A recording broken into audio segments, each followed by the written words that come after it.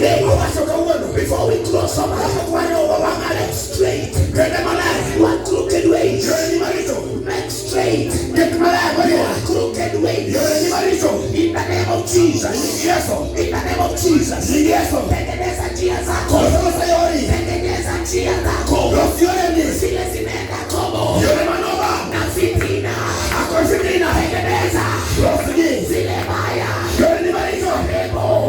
zile hazikusaidii, toba, tunaelekea the finish of the year, with all our ways are straight, with all our mountains and then low. Unasikiaje watu hata kwa duka, watu wakikupata kwa duka wanakulenga, wanasema ni Bwana ndio yuko, wametamani wapate mama. Kwa sababu gani? Mama ni mzuri, anajua kuongea na watu.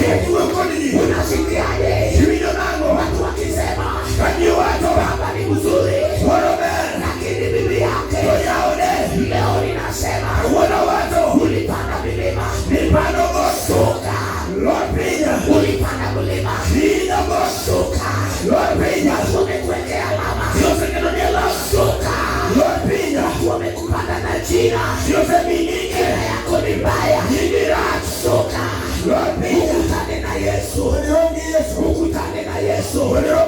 My Bible says every halfways,